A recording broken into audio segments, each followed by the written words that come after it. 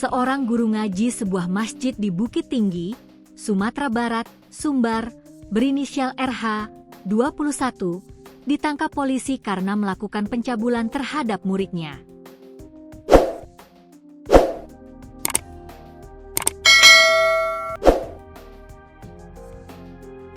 Korban pencabulan RH adalah bocah perempuan berusia 9 tahun. Selain sebagai guru ngaji, RH merupakan mahasiswa aktif di salah satu kampus Islam di Bukit Tinggi.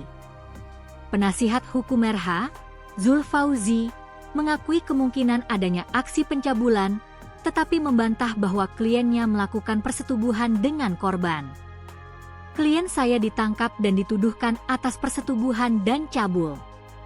Namun klien saya tidak mengakui atas persetubuhan, kata Zul, Selasa, 3 Juni 2025, dilansir tribunpadang.com. Kalau cabul mungkin, tetapi persetubuhan tidak.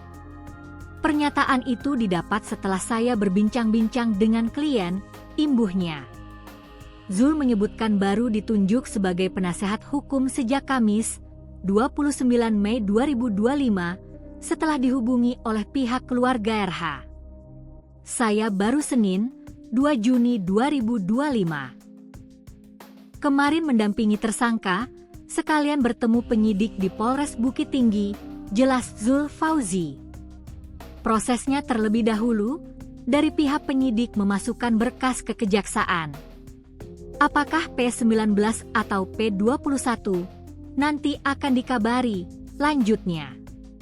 Sebagai informasi, P19 berarti berkas perkara dikembalikan jaksa kepada penyidik untuk dilengkapi. Sementara P21 berarti berkas perkara telah dinyatakan lengkap dan siap dilimpahkan ke pengadilan.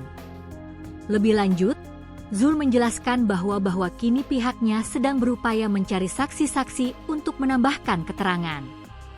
Saat ini mencari saksi-saksi yang memperkuat klien kami selaku tersangka, sebut Zul. RH kini sudah ditahan Polresta Bukit Tinggi setelah dilaporkan oleh orang tua korban ke pihak kepolisian. Wakasatreskrim Polresta Bukit Tinggi, AKP Anidar mengungkapkan bahwa RH ditangkap di dalam kosannya di Kecamatan Mandiangin, Koto Selayan, Kota Bukit Tinggi, pada Selasa, 27 Mei 2025. Pelaku melakukan pencabulan terhadap seorang anak perempuan berusia sekitar 9 tahun, ujar Anidar, Rabu, 28 Mei 2025, dilansir tribunpadang.com. Anidar mengatakan bahwa RH melakukan aksi bejatnya itu pada bulan September 2024 lalu.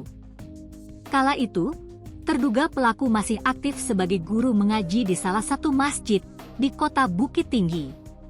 Tersangka merupakan guru ngaji di sebuah masjid di Kota Bukit Tinggi, ungkap Anidar. Terbongkar kasus ini memakan waktu cukup lama, sebab korban yang masih anak-anak dan dikenal tertutup. Korban ini pendiam sehingga susah kita menggali informasi dan baru sekarang berhasil kita ungkap, bebernya. Kasus baru diusut setelah orang tua korban melihat adanya perubahan perilaku pada anak mereka hingga kemudian melaporkan kejadian itu ke polisi. Pelaku disangkakan pasal 82 ayat 1.